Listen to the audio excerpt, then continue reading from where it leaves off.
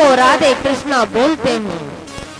तो इंद्रधूम राजा ने मौन धारण ले रखा था, बोलते कुछ है नहीं। जैसे ही अपनी गर्दन हिलाते हैं तो उधर संत ऋषि को लगता है कि राजा को अभिमान आ गया कि ऐसे हाथी की जैसे अपनी गर्दन हिला रही है कि मैं तुम्हें इसी वक्त श्राप देता हूँ कि तुम्हें यह हाथी की योनि प्राप्त हो। उसी वक्त उनको श्राप मिल जाता है और जैसे ही मौन धारणा का समय पूरा होता है और संत ऋषि के चरणों में गिरकर कहते हैं कि मुझे माफ करना, मैं गुरु आज्ञा का पालन कर रहा था। संत ऋषि को दया आ जाती है। संत ऋषि कहते हैं कि कोई बात नहीं है, अब जो होना था सो हो गया, श्राप को टाल नहीं सकते, लेकिन साक्षात भगवान आएंगे और आपका उद्धार करेंगे। इस प्रकार भगवान साक्षात आते हैं और दोनों का साक्षात उद्धार करते हैं और अपनी धाम लेकर जाते हैं। जब समुद्र मंथन होता है तो इंद्र रास्ते से जा रहा था, वहां पर ही दुर्वासा ऋषि आते हैं तो इंद्र के गले में एक माला डाल देते हैं और इंद्र उस माला को वापस गले से निकाल कर हाथी के गले में डाल देते हैं। इतने में दुर्वासा ऋषि थोड़ी देर बाद में वहां से वापस लौट कर आते हैं और देखते हैं कि गले में बीच रास्ते में वो माला जो इंद्र को पहनाए थे वो माला वहां पर पड़ी हुई है।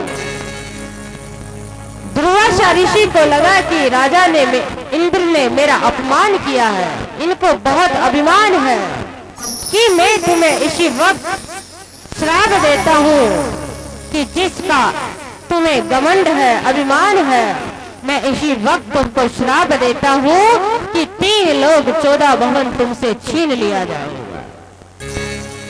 अब उस वक्त इंद्र श्रापित हो गए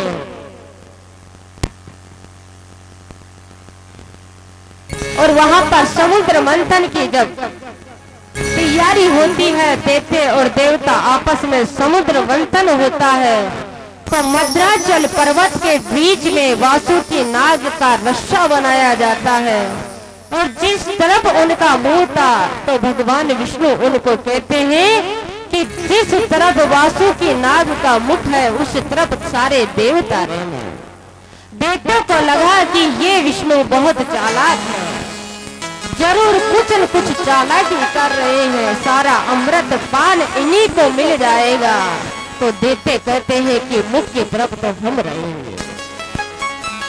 सारे देते मुख की तरफ हो जाते हैं और जैसे ही समुद्र मंथन होता है सारा विष निकलता है, सारा विष से सारे देते मारे जाते हैं और देवता सारे अमृत पान कर लेते हैं तो अमर हो जाते हैं।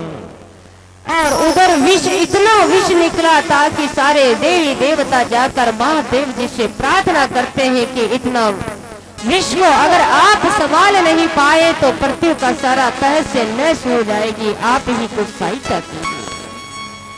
भोलेनाथ सारे विष को अपने भीतर ले लेते हैं, गले से नीचे नहीं उतरने देते। इस कारण भगवान का उसी दिन से सारे विष को भगवान महादेव जी ने ग्रहण किया तो महादेव जी का उसी दिन से नीलकंठ महादेव जी उनका नाम पड़ा। सारे दैत्य मारे गए, 2 दैत्य उसमें से किसी कारणवश वह भी देवताओं में सम्मिलित हो जाते हैं और अमृत पान कर लेते हैं। तो उसमें से राहु नामक दैत्य और केतु नामक दैत्य 2 बच जाते हैं। जैसे ही भगवान को पता चलता है सुदर्शन चक्र जैसे ही फेंकते हैं और धड़ से सिर जड़ से अलग हो जाता है, लेकिन फिर भी अमृत पान कर चुके थे, उनके कंठों से नीचे जा चुका था। जब समुद्र मंथन होता है कामधेनु गाय उसमें से बाहर निकलती है, कल्पतरु वृक्ष उसमें से बाहर निकलता है, अश्वेश्वर घोड़ा उसमें से बाहर निकलता है। अब लक्ष्मी माता साक्षात अपने हाथ में माला लेते हुए जैसे ही बाहर निकल कर आती है, देखती है कि अपने योग्य कौन है, और साक्षात भगवान विष्णु के गले में माता माला डाल देती है और भगवान विष्णु और लक्ष्मी माता का विवाह हो जाता है। हेलो, सभी माता बहनों से निवेदन है कि आप लोग जो खड़े हुए, आप सभी से निवेदन है, आराम से अपनी बैठने की जगह है, आराम से आप बैठ करके कथा का आनंद ले। सभी माता बहनों से निवेदन है कि आप लोग अपनी जगह पे बैठ करके और कथा का आनंद ले, डिस्टर्ब नहीं करे। धन्यवाद। बोले कृष्ण कन्हैया लाल की। अब उधर 3 लोक 14 भवन सब कुछ छीन लिया गया और देवताओं की माता अदिति भगवान से प्रार्थना करती है कि हे प्रभु, आप ही हमारी रक्षा कीजिए। मेरे पुत्रों का सारा सब कुछ भी राज्य सब कुछ छीन लिया गया है, आप ही कुछ ऐसा चमत्कार दिखाइए। और साक्षात भगवान वहां पर वामन अवतार धारण करके और राजा बलि ने एक यज्ञ का आयोजित करते हैं, और जैसे ही राजा बलि के द्वार पर पहुंच जाते हैं, राजा बलि को छलने के लिए कैसे भगवान वामन अवतार धारण करके और कैसे बलि के दरबार पर पहुंचते हैं।